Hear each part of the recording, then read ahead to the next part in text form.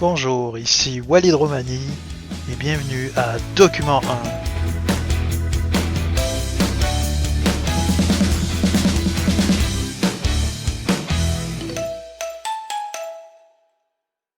L'indice des prix à la consommation a augmenté de 4,7% au Canada responds to stubborn inflation and points to a possible recession and much uncertainty for the coming year. Inflation's grip on American consumers not letting up. Et dans une note économique, une récession en 2023 au Canada.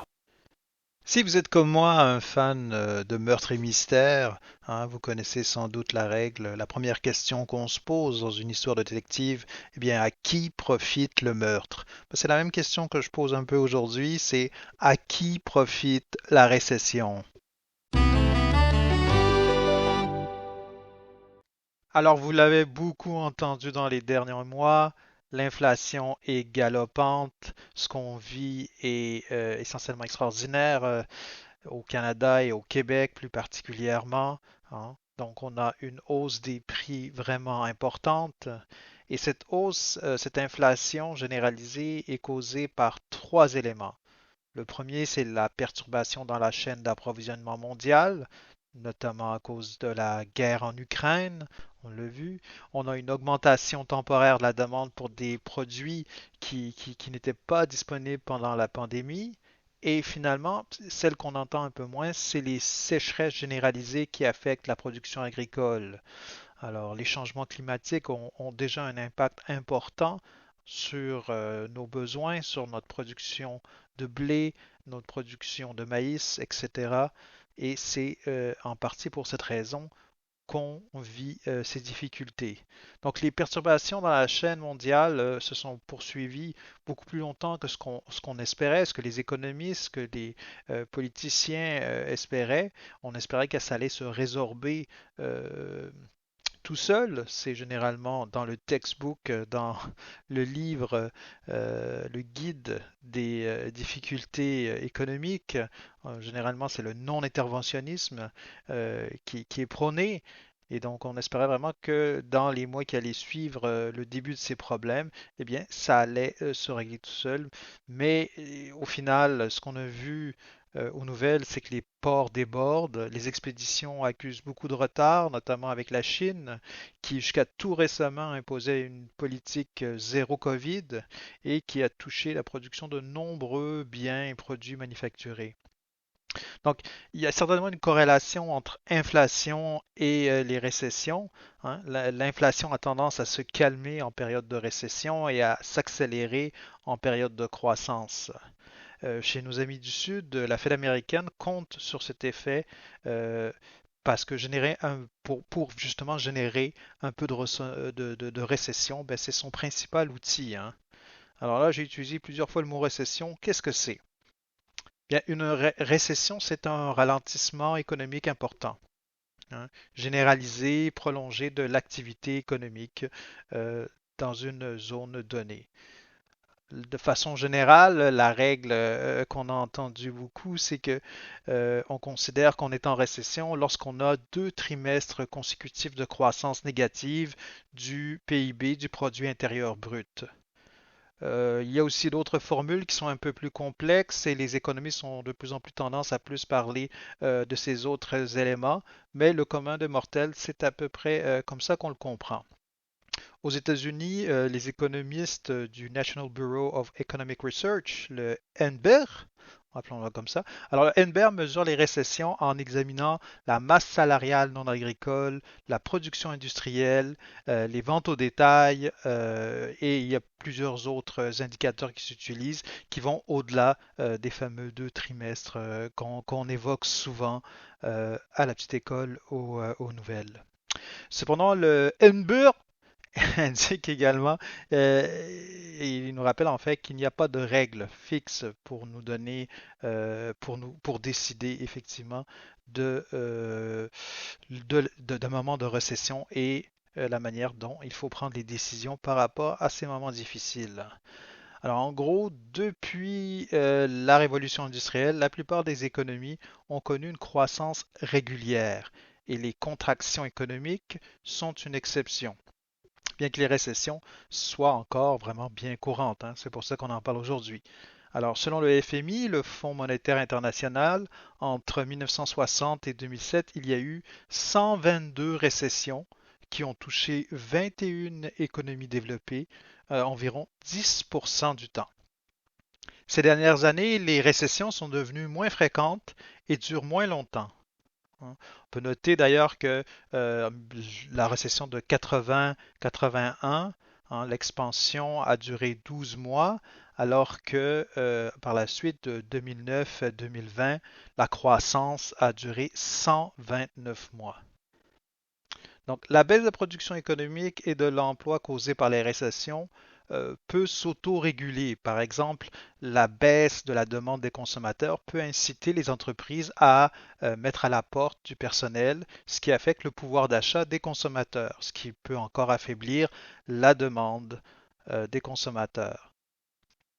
De même, les marchés baissiers qui accompagnent souvent les récessions peuvent inverser l'effet de richesse, rendant soudainement les gens moins riches et réduisant du même coup la consommation. Depuis la fameuse Grande Dépression, les gouvernements du monde entier ont adopté des politiques budgétaires et monétaires pour éviter qu'une petite récession ne s'aggrave et s'envenime comme ça a été le cas pendant la Grande Dépression. Certains de ces facteurs de stabilisation sont automatiques, comme l'assurance emploi, qui remet de l'argent dans les poches des ouvriers qui ont perdu leur emploi. Il y a d'autres mesures qui nécessitent des actions spécifiques, telles que la baisse des taux d'intérêt, pour justement stimuler l'investissement. Alors, là on voit qu'il y a un lien effectivement entre inflation et récession. Ce qu'il faut voir, c'est euh, comment on peut agir là-dessus. Qu'est-ce qu'on peut faire? Qu'est-ce qui a été fait? Selon John Cochrane, économiste à Hoover Institution de Stanford, bien, la Fed et les autres banques centrales, dans leur effort pour lutter contre l'inflation, ont resserré l'argent et le crédit au risque de provoquer une récession. Alors, comme on l'a expliqué plus tôt, c'est un des objectifs de la Fed et des banques centrales. Historiquement, la Fed et les banques ralentissent l'économie. Elles la poussent vers la récession et ralentissent spécifiquement les parties de l'économie qui dépendent d'un crédit bon marché. Et ces institutions espèrent que ce ralentissement économique va réduire l'inflation. Le défi est que la Fed et les banques centrales puissent ajouter juste assez de force récessive pour compenser l'inflation, mais pas au point de voir réellement une récession. Alors, il y a beaucoup d'autres facteurs qui peuvent venir faire les troubles faits. La hausse des taux d'intérêt cause beaucoup de difficultés financières aux entreprises qui, une fois de plus, malgré plusieurs garde-fous réglementaires, se sont développées dans l'espoir d'emprunter à perpétuité. Alors, pour répondre un peu à la question de ce podcast, c'est à qui profite une récession? De par leur nature, les récessions ont des conséquences importantes, avec des effets négatifs touchant à plusieurs aspects des marchés financiers.